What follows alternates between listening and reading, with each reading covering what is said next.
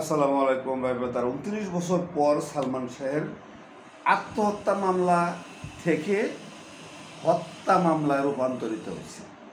তো যাই হোক, এই যে 29 বছর ধরে আপনারা অনেক কথা শুনে গেছেন, ইতিমধ্যে সয়লাভ হয়ে গেছে সোশ্যাল মিডিয়ায়। রিজভির কথা, রুবির কথা, এই সালমানের বউ সামিরার কথা, সামিরার মায়ের কথা। তা আমার কথাটা হচ্ছে যে মানলাম সালমান আত্মহত্যা করছে, তো আত্মহত্যা করার পরে যখন দেখলো সবাই ওই ফ্যানের সাথে ঝুলতেছে, তখন কি থানায় ফোন দিবে না? থানায় ফোন দিবে তো। আচ্ছা, তারপরে আশপাশের ফ্ল্যাটের যারা আছে তাদেরকে খবর দিবে, সাথে সাথে ফোন যাবে সালমানের মা বাবার কাছে। কই, সালমানের মা বাবা তো জানছে অন্য জায়গার থেকে। তারপরে সালমানের বাপ আসার পরে এটা হাসপাতালে লয়ে যাবে কেন? যখন নামাইছে তখনই তো হাসপাতালে নিয়ে যাবে আশেপাশের লোকজন নিয়ে, কারণ তারা তেল মালিশ করছে কি কারণে, এই যে শরীরের কাপড় চোপড় চেঞ্জ করছে কি কারণে, এইটাই হলো রহস্য, মেইন রহস্য হলো এটা।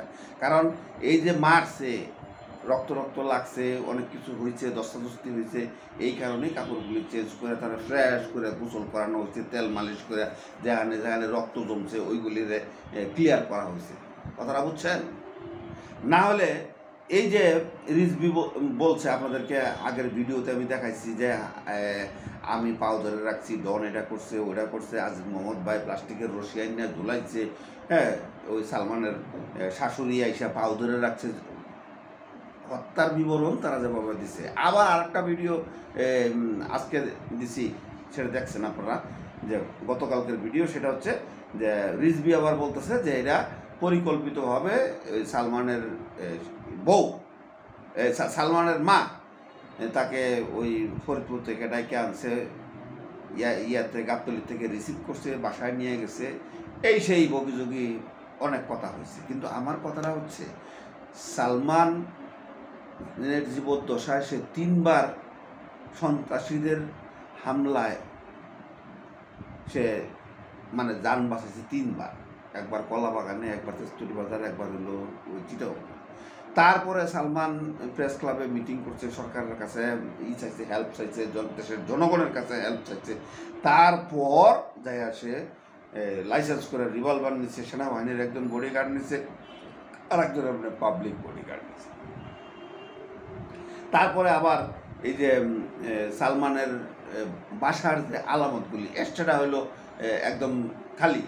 তো মানুষ মরিয়া যদি যায় তো সিগারেট খাইব একটার পর একটা ডিসিশন নিতে গেলে এরকম ঘরের অবস্থা ওই রকমই থাকবে। আচ্ছা, তারপরে আপনার তার কাছে পিস্তল ছিল, তো আত্মহত্যা করতে কেন যাবে ভাই? পিস্তল দিয়ে ডাইরেক্ট ঠেকায় দিব মাথায়, কায়নি। এইগুলি এই এফডিসির মানুষজনই তৈরি করছে এই সিচুয়েশনগুলি। সালমান যখনই ওই যে একসাথে পেমেন্ট নিত, একটা সময় আসছিল, তখন সবাই সালমানকে নিয়ে ছবি করতে পারতো না। এই এখন সাকিবের যে অবস্থাটা হচ্ছে, সাকিবের পিছনে সবাই লাগছে, এই তখন সালমানের পিছনে সবাই লাগছিল। তারপরে সালমানকে যে বয়কট করা হয়েছিল এটা আপনারা জানেন। এই পারিপার্শ্বিকতার কারণে এই এবং শাবনূরকে নিয়ে একটা কন্ট্রোভার্সি তৈরি হয়েছে। তারপরে আবার ওই যে শেরাটন হোটেলে আজিজ মোহাম্মদ ভাই সালমানের বউরে কেউ কয় টান দিছে, কেউ কয় চুমা দিছে, এটার প্রতিবাদে সালমান থাপ্পড় মারছিল। এটাও একটা বিশাল পয়েন্ট। আমার কথা হচ্ছে, কে দোষী কে দোষী না এটা আদালত প্রমাণ করবে। অ্যারেস্ট করো না কেন?